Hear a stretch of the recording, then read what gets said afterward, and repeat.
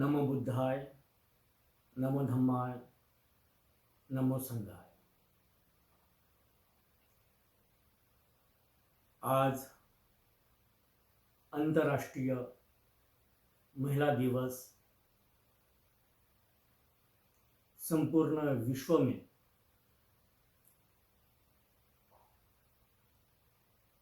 बड़े ही जोर शोर से महिलाओं के सम्मान में मनाया जा रहा है।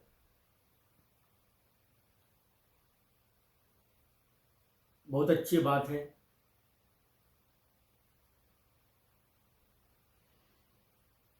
कि दुनिया भर में महिलाओं को सम्मान की नज़र से देखा जा रहा है। इसी विषय पर आज इस वीडियो के माध्यम से आपसे अपने विचार साझा करने आया हूं।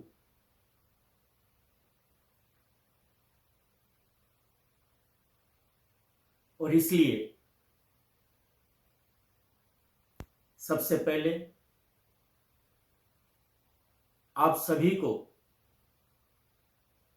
विश्व की सभी महिलाओं को आज के अंतर्राष्ट्रीय महिला दिवस के उपलक्ष्य में शुभकामना देता हूं, मंगल मैत्री देता हूं और मंगल कामना करता हूं।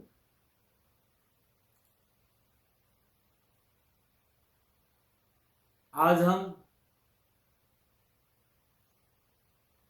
अंतर्राष्ट्रीय महिला दिवस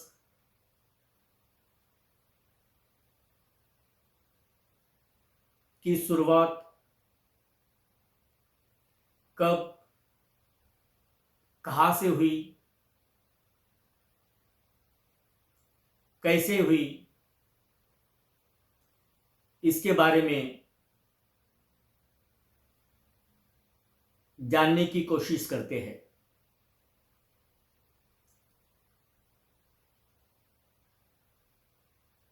जैसे कि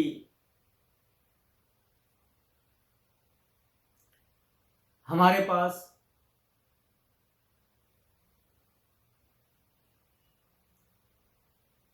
दो युग की रचनाएं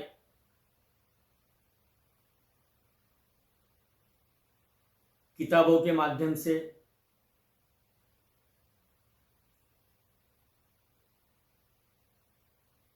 पढ़ने को मिलती है। एक आध्यात्मिक युग और दूसरा आधुनिक युग।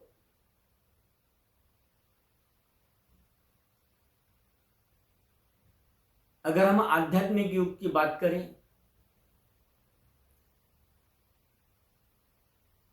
तो तथागत भगवान बुद्ध वो पहले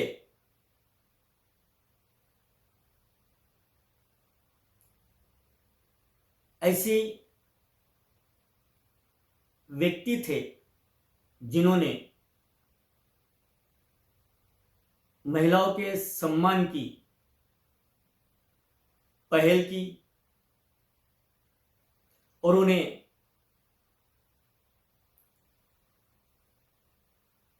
पुरुष प्रधान संस्कृति में जिस तरह से अगर हम आज से हजारों वर्ष पहले देखते हैं तो सन्यासी जीवन, वैरागी जीवन व्यतीत करने का अधिकार भी पुरुषों के पास था। मगर सिद्धार्थ गौतम ने जब बुद्धत्व प्राप्त किया और बुद्ध बन गए और धीरे धीरे अपने संघ को बढ़ाते हुए अपनी विचारधारा भारत और भारत के बाहर पहुंचाई। उसी समय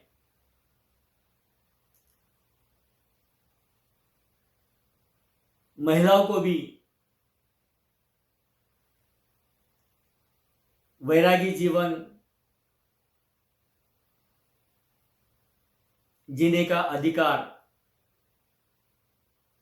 बुद्ध ने दिया।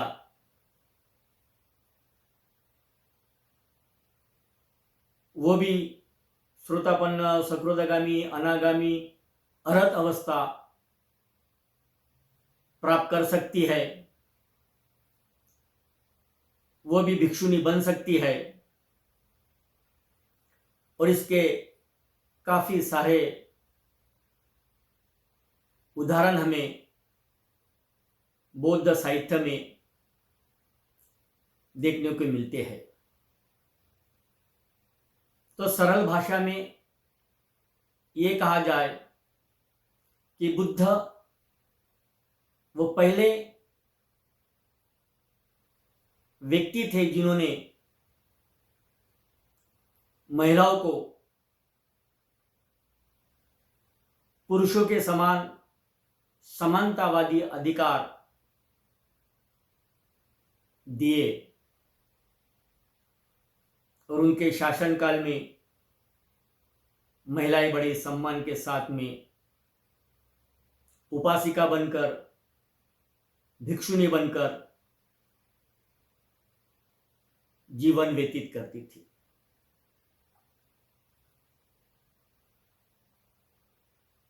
आज आधुनिक जगत में जब राजा महाराजों का शासनकाल था, एक राजा दूसरे राज्यों पे विजय प्राप्त करने हेतु आक्रमण करके उस राज्य को हासिल करता था और इसी तरह दुनिया में चलता रहा।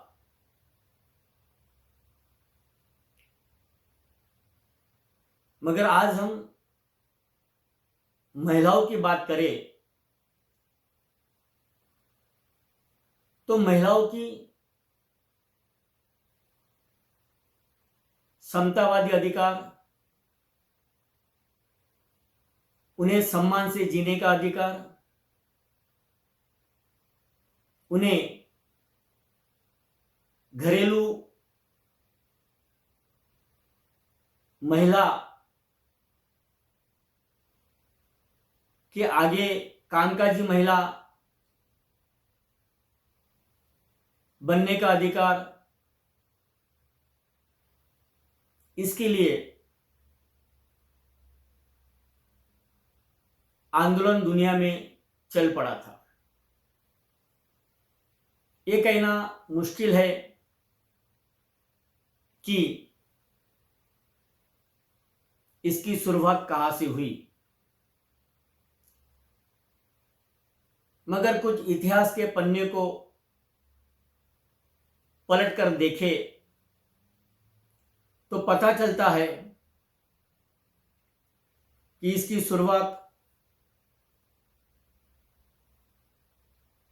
एक अमेरिकन महिला एलिजाबेथ केडी स्टेटन इसके माध्यम से की गई और वो मील का पत्थर भी साबित हुई। उन्होंने 1848 में महिलाओं के लिए उनके सम्मान के अधिकार के लिए उनके मतों के अधिकार के लिए आंदोलन की शुरुआत की। और ये आंदोलन कामयाब भी रहा, जिसमें उनके नागरिकता, सामाजिकता, राजनीतिक और धार्मिक अधिकारों की मांग की गई और ऐसे आंदोलन ने जन्म ले लिया। महिला दिवस का सबसे पहला राष्ट्रीय महिला दिवस 28 फरवरी 1909 में न्यूयॉर्क शहर में आयोजित किया गया था और इसका आयोजन एक्टिविस्ट थेरेसा मैक्लियर के सुझाव पर सोशलिस्ट पार्टी ऑफ अमेरिका द्वारा किया गया था। ऐसे दावे किए गए और 8 मार्च 1857 को न्यूयॉर्क में महिला परिधान यानी उनके कपड़े पहनने से लेकर रहन सहन तक, उनके फैक्ट्री में काम करने तक, इसके लिए एक बहुत बड़ा विरोध प्रदर्शन किया गया था। शोधकर्ताओं के माध्यम से अंतर्राष्ट्रीय महिला दिवस को उसके समाजवादी मूल्यों से अलग करने के उद्देश्य से एक मिथक बताया गया। संयुक्त राष्ट्र द्वारा अंतर्राष्ट्रीय महिला दिवस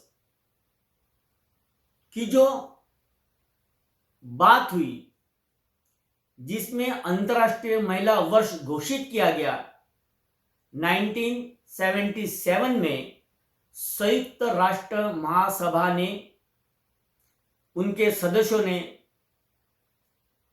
महिलाओं के अधिकारों और विश्व शांति के लिए 8 मार्च को आधिकारिक संयुक्त राष्ट्र अवकाश घोषित किया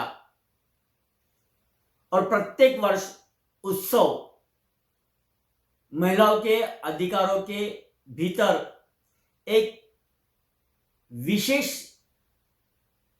मुद्दे पर केंद्रित किया।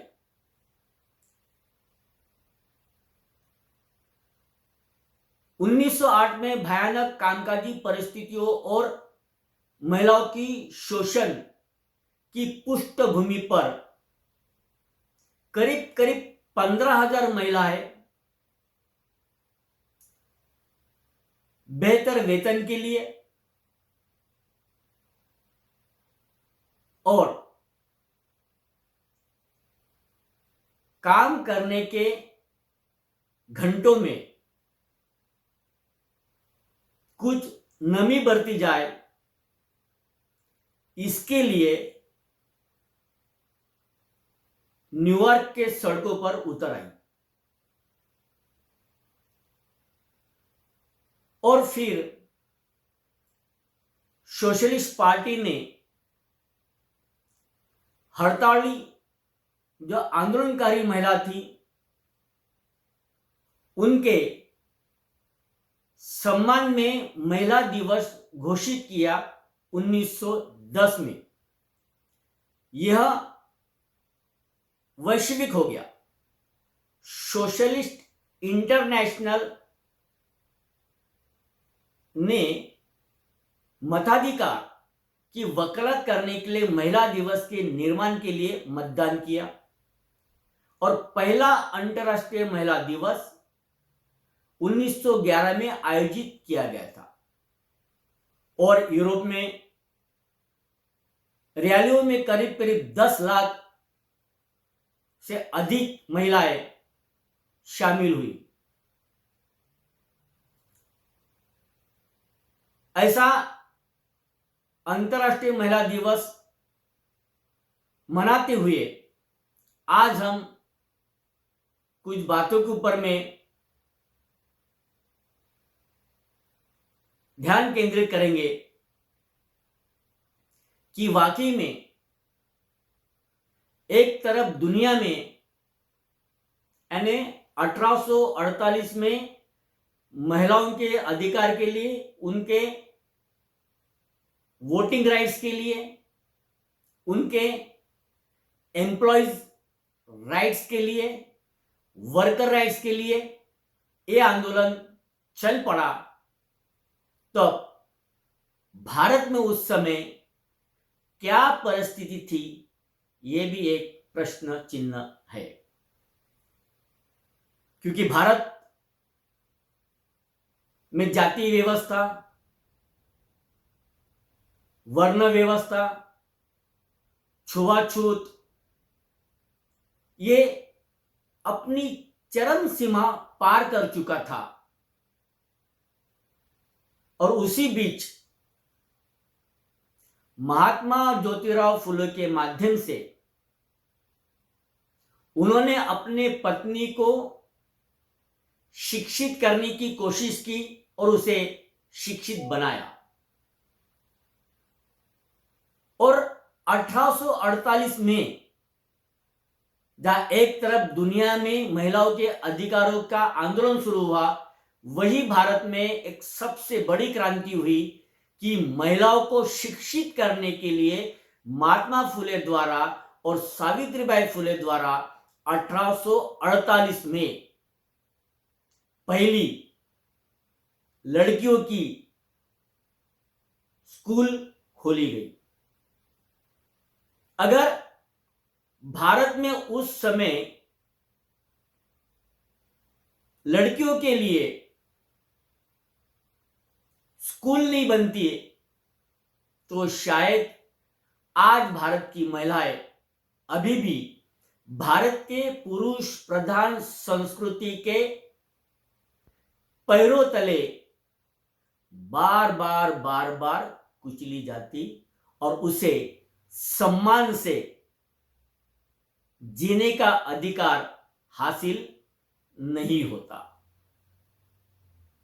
और ये आज हम इस बात को जाने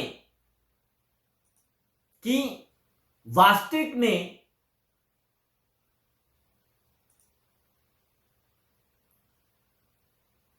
भारत की जो महिलाएं है वो वाकई में 100% अपने अधिकारों के लिए, अपने स्वाभिमान के लिए, अपने हक के लिए क्या वो जागृत है या अजागृत है।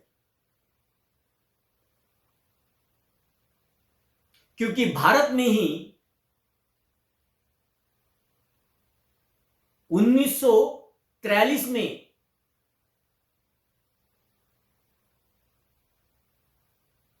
पहला अंतरराष्ट्रीय महिला दिवस मनाया गया। 8 मार्च 1943 में पहला अंतरराष्ट्रीय महिला दिवस मनाया गया और फिर 1950 से इसे कंटिन्यू तब से लेकर तो अब तक भारत में अंतरराष्ट्रीय महिला दिवस मनाया जा रहा है। ये बात महत्वपूर्ण है। अगर एक तरफ दुनिया में एलिजाबेथ केडी स्टेटन ये महिलाओं के अधिकारों के लिए एक क्रांति की पहल करती है, क्रांति की शुरुआत करती है, तो वही भारत में सावित्रीबाई फुले के माध्यम से महिलाओं को शिक्षित करने के लिए उन्हें उस समय जो घर और चूल्हा चौका करने के लिए ही सीमित रखा था, उसके परे जाके सावित्रीबाई फुले ने उन्हें उनके अधिकारों के लिए उनको शिक्षा देना अनिवार्य समझा। यह भारत की सबसे बड़ी क्रांति की शुरुआत थी। पर प्रश्न आज है कि आज भी महिलाएं पूरे विश्व में सुरक्षित है, भारत में सुरक्षित है। अगर विश्व की बात करें तो विश्व में 70% महिलाएं सुरक्षित है, स्वाभिमान के साथ जी रही है, उच्च शिक्षित है, उन्हें उनके अधिकार प्राप्त है, वो अपने संवैधानिक अधिकारों को अच्छी तरह जानती है। मगर भारत में आज भी उसके विपरीत 70% महिलाएं अपने अधिकारों से वंचित है, शिक्षा से कोसों दूर है और आज भी उसे भारतीय वर्ण व्यवस्था के माध्यम से वो सारे अधिकार प्राप्त नहीं होते। मगर इसमें और एक सबसे बड़ा क्रांतिकारक पहल अगर किसी ने की तो वो क्रांतिकारक पहल महात्मा फुले जी के बाद डॉक्टर बाबा साहब आंबेडकर ने की और उन्होंने महिलाओं को यानी उनके मूलभूत अधिकार, महिलाओं को शिक्षा का अधिकार, महिलाओं को मत का अधिकार, महिलाओं को काम करने का अधिकार, महिलाओं को प्रेगनेंसी में अवकाश घोषित करने के लिए और प्रेगनेंसी के समय उन्हें शासन तथा फैक्ट्रियों के माध्यम से वेतन देने की संवैधानिक सारी कोशिश डॉक्टर बाबा साहब आंबेडकर ने संविधान के माध्यम से उन्हें दी। और यही वजह है कि आज जितनी भी महिलाएं भारत की उच्च शिक्षित बनी, अच्छी पॉलिटिशियन बनी, अच्छी धार्मिक साध्वी बनी या सामाजिक कार्यकर्ता बनी, ये सारी आज जो महिलाओं की उन्नति भारत में जितनी भी देखने को मिल रही है वो सावित्रीबाई फुले के बाद परम पूज्य डॉक्टर बाबा साहब आंबेडकर इनके संवैधानिक अधिकार के माध्यम से आज हम भारत की महिलाओं को सुरक्षित पाते हैं। मगर ऐसी नहीं है कि भारत के सभी राज्यों में महिलाएं सुरक्षित है। भारत के अभी भी ऐसी कई अन्य राज्य है जहां पे महिलाएं आज भी सुरक्षित नहीं है, अपने अधिकारों से वंचित है और चूल्हा चौकी में व्यस्त है और पुरुष प्रधान संस्कृति की गुलाम है। ये चुनौतियां आज भी हमारे पास में है और इसके पहलुओं को देखें और जानने की कोशिश करें तो हमें यह पता चलता है कि एक तरफ अंतर्राष्ट्रीय महिला दिवस जिसे पूरे विश्व में सम्मान के साथ में मनाया जा रहा है, मगर वही भारत में अंतर्राष्ट्रीय महिला दिवस मनाए तो जा रहा है, मगर भारत की सभी महिलाओं को इसके बारे में परिपूर्ण जानकारी नहीं है। कुछ लोगों तक है, लेकिन सभी के पास में इसकी परिपूर्ण जानकारी न होकर ये थोड़ी हमें सोचने के लिए मजबूर करता है कि आज दुनिया की महिलाएं परिपूर्ण सुरक्षित है या अब भी ये महिलाओं के साथ में भेदभाव होता है। हम ऐसा तो नहीं कह सकते कि दुनिया की सभी महिलाएं परिपूर्ण स्वतंत्र है। अगर हम इसकी गहराई में जाए तो पता चलेगा कि आज भी दुनिया के काफी हिस्सों में महिलाओं के साथ में भेदभाव होता है, काफी भेदभाव होता है। अगर आज तक कुछ डाटे के हिसाब से अगर हम बातचीत करें तो 48,000 महिलाएं और लड़कियां उनके पुरुष साथियों या फिर परिवार के सदस्य द्वारा मार दिए जाते या उन्हें उत्पीड़ित किया जाता है, मगर उसके ऊपर में अब तक कोई ही कानूनी कार्रवाई नहीं हुई है। 40 से 50 देश ऐसी है कि अभी भी अपनी पत्नियों से बलात्कार करने वाले पतियों के लिए कोई सजा तक नहीं है। अरब की अगर हम बात करें तो अरब में महिलाओं को कानूनी तौर पर पुरुष के समान पसंदीदा नौकरी पाने के ऊपर में काफी प्रतिबंध लगा हुआ है। ऑस्ट्रेलिया में तो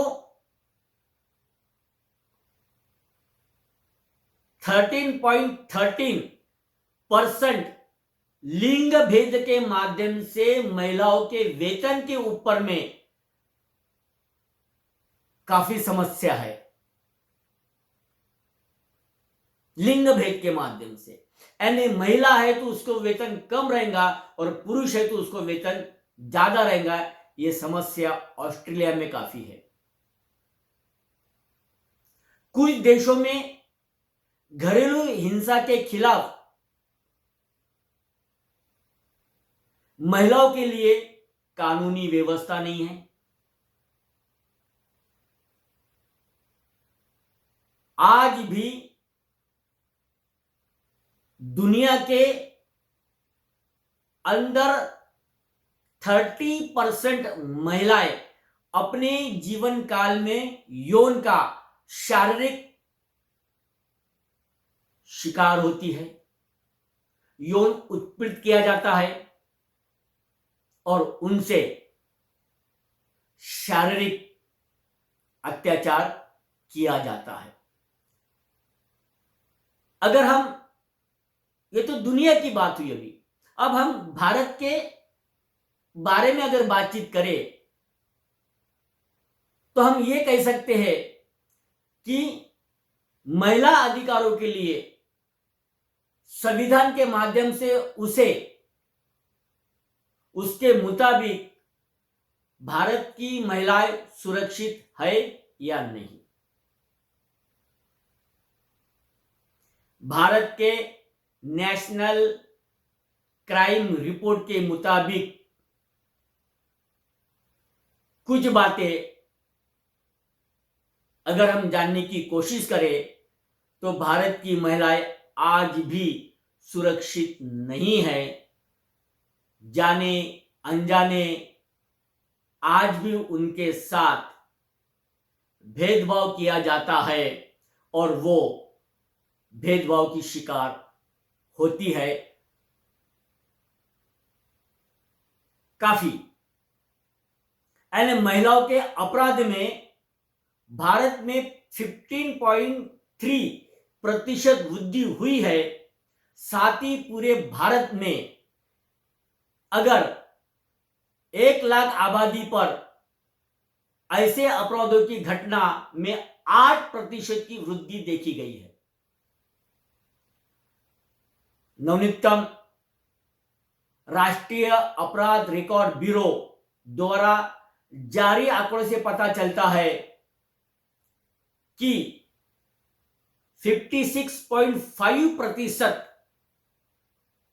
ये 2021 के महिला के ऊपर में अन्याय अत्याचार के अपराध पुरुषों द्वारा किए गए और 2024 तक ये पहुंचते पहुंचते 64.5% हो गया है। अधिकतम संख्या बढ़ चुकी है। पति या उसके रिश्तेदार द्वारा क्रूरता के साथ उसका शोषण किया जाता है। दुनिया एक तरफ महिलाओं को लेकर आगे बढ़ रही है, तो वही आज भी भारत में महिलाओं को समानता का अधिकार देने के लिए भारतीय प्रणाली में मतांतर दिखाई पड़ता है। काफी शिकायतें की जाती है, मगर उसके ऊपर में कोई भी कानूनी कार्रवाई नहीं होती है। महिला की गरिमा को ठेस पहुंचाने के इरादे से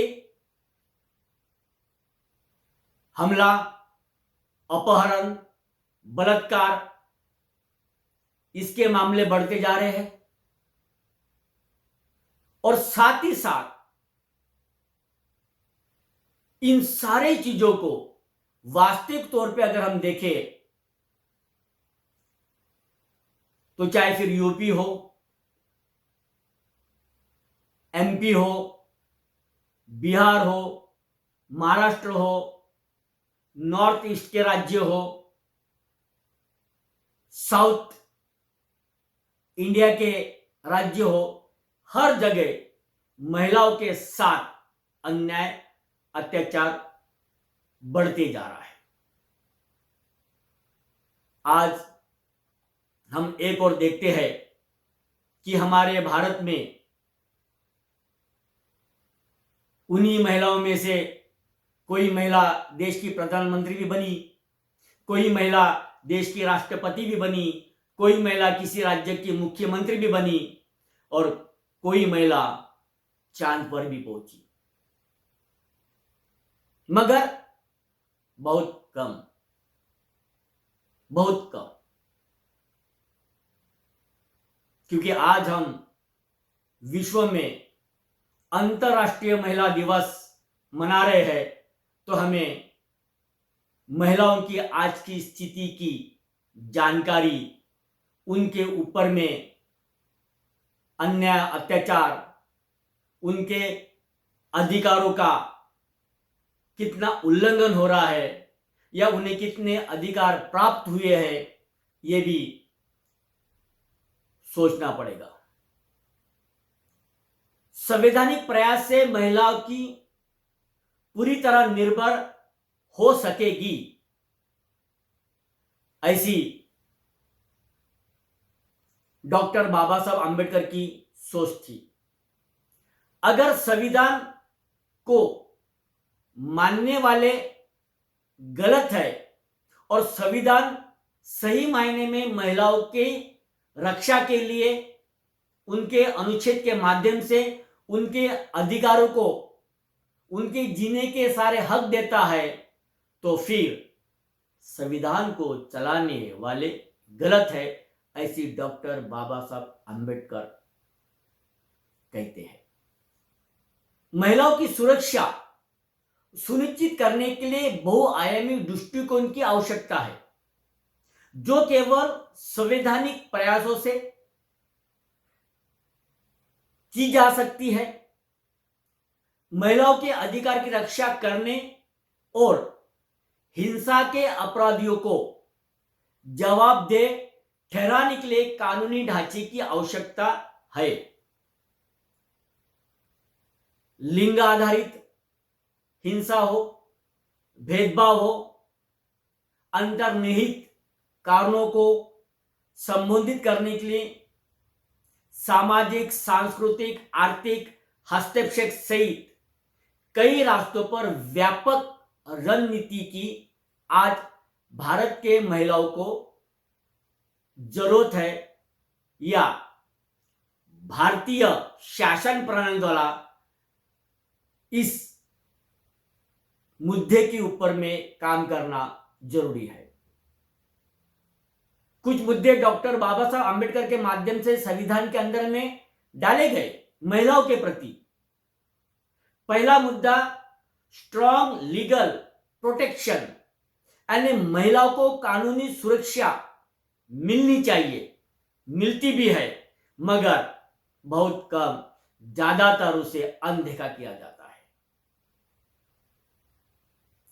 कानूनी अधिनियम के माध्यम से उसे कानूनी सुरक्षा संवैधानिक तौर पे मिली तो है, मगर काफी बार ऐसी देखा गया कि उसको नजरअंदाज कर दिया गया। ये पहला मुद्दा।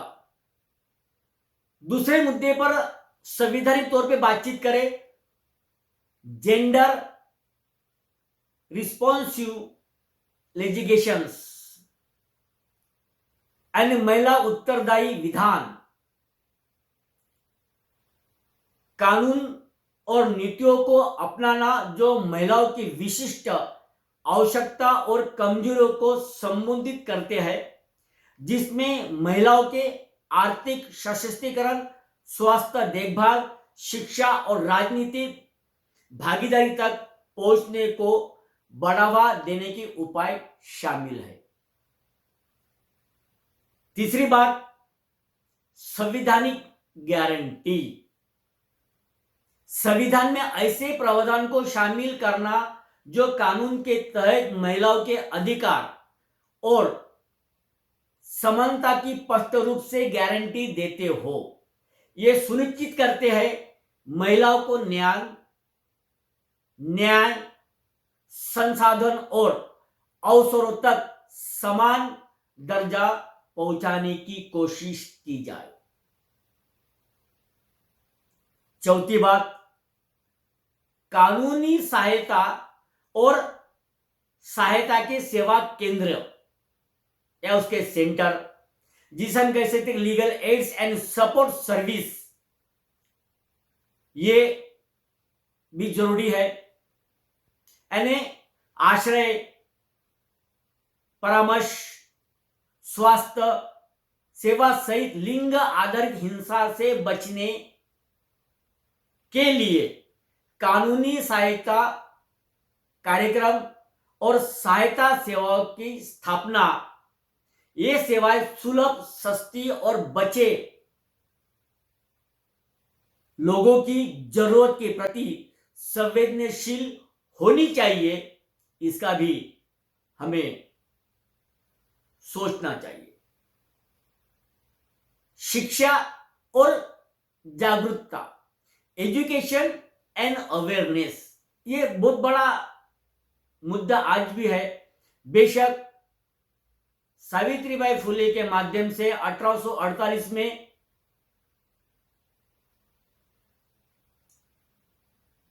लड़कियों के लिए, महिलाओं के लिए पाठशालाएं खोली गई, स्कूल खोली गई, मगर आज भी अगर हम देखें गांव देहात में, तो अभी भी वही मानसिकता है कि हे बेटा, पढ़ लिख के क्या करूंगी, कल शादी करके आपको बच्चे ही पैदा करना है और घर गृहस्थी संभालना है। ये विचारधारा बार बार क्यों उत्पन्न हो रही है? तो इसका कारण यह है कि आज महिलाओं को शिक्षित बनाने का जिम्मा भारत के शासन प्रणाली ने लेना चाहिए और इनकी जागरूकता बढ़ानी चाहिए। शिक्षा के प्रति जितनी जागरूकता बढ़ेगी और ज्ञान से वो जितने आगे बढ़ने की कोशिश करेंगे, उतने ही अपने संवैधानिक अधिकारों को जान पाएंगे और अपने अधिकारों को प्राप्त करने में सफल हो पाएंगे।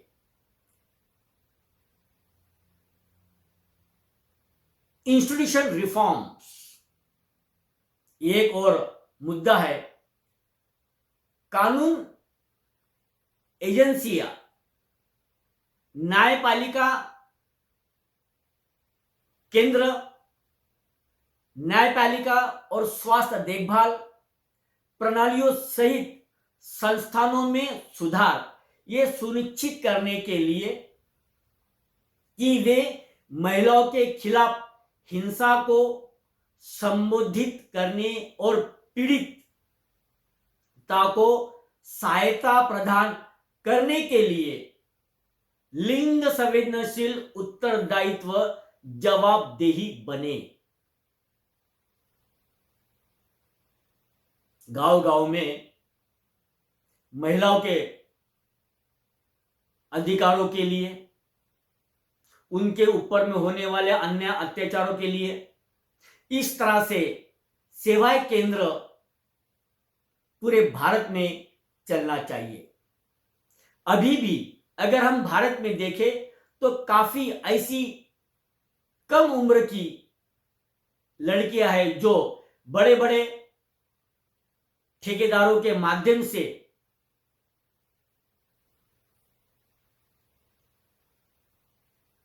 सेक्सुअल हरासमेंट की विक्टिम बन चुकी है, पीड़ित है, मगर उनकी आवाज को न्यायपालिका तक ले जाने वाला कोई रास्ता उन्हें नहीं मिल रहा है। स्वयं उनका डर, बड़े लोग हैं, हमारा कुछ कर देंगे, इसके डर के कारण वो न्यायपालिका तक नहीं पहुंच पाते और इस तरह से काफी अनगिनत लड़कियां अपना जीवन बर्बाद कर बैठती है। इसलिए इंस्टीट्यूशनल रिफॉर्म्स यानी संस्थागत सुधार व्यवस्था जगह जगह शुरू होनी चाहिए। जबकि संवैधानिक प्रयास महत्वपूर्ण है, महिलाओं की सुरक्षा को संबोधित करने के लिए सरकारों, नागरिक सामाजिक संगठन द्वारा समुदाय और व्यक्ति को शामिल करते हुए व्यापक समन्वित प्रतिक्रिया की आवश्यकता है। एक ऐसा समाज बनाने के लिए सभी महिलाएं भय से मुक्त होकर रह सके, प्रणालीगत असमानताओं को खत्म कर सके, लिंग आधारित हिंसा को खत्म कर सके, भेदभाव को खत्म कर सके, सांस्कृतिक मानदंडों को और चुनौती देने की जरूरत है। आज ये सारी चीजें हमें काफी महत्वपूर्ण है, क्योंकि आज हम 2024 में कदम रख चुके हैं। आने वाले समय में अगर हम भारत की व्यवस्था देखें तो कुछ बातें बड़ी ही महिलाओं के असम्मानजनक के लिए हुई है। उदाहरण के तौर पर अभी भारत में नए सांसद का उद्घाटन हुआ था, तो उद्घाटन करने का अधिकार उस देश के राष्ट्रपति को होता है, मगर राष्ट्रपति के द्वारा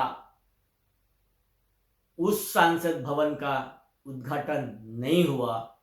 यह भी एक, यानी जिस देश के राष्ट्रपति के साथ में वहां की सरकारें या वहां की महिलाएं विरोधी मानसिकता वाले लोग इस तरह का व्यवहार कर सकते हैं, तो ऐसी लगता है कि राष्ट्रपति पद भी बहुत छोटा हो चुका है।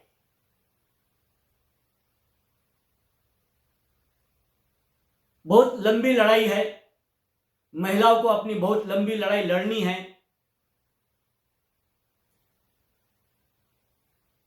लोग सड़कों पर तो आए,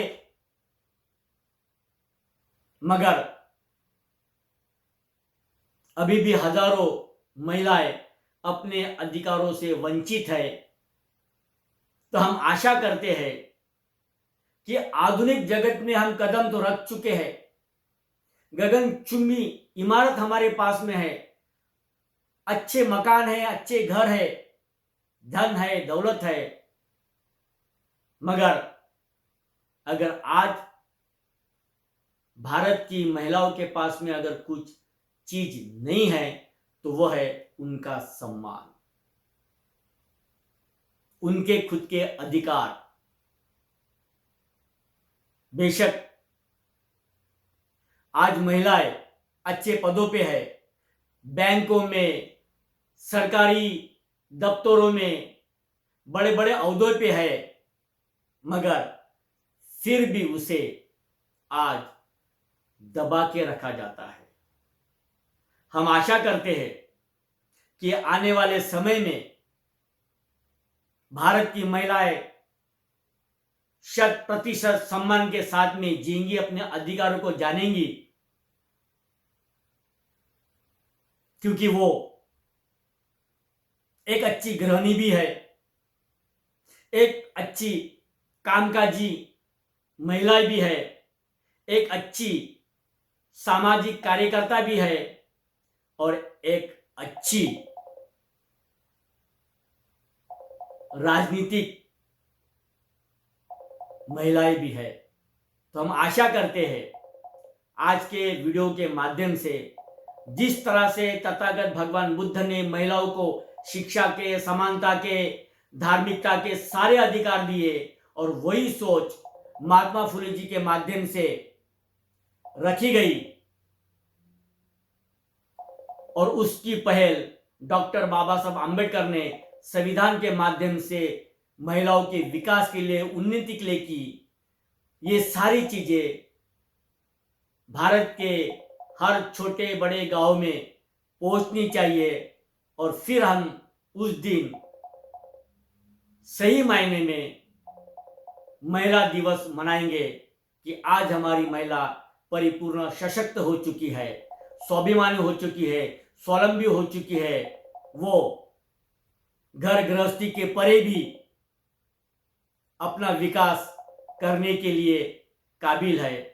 तो इस आशा के साथ आप सबको, दुनिया के सभी महिलाओं को बुद्ध धम्म संघ की ओर से शुभ आशीर्वाद देता हूं।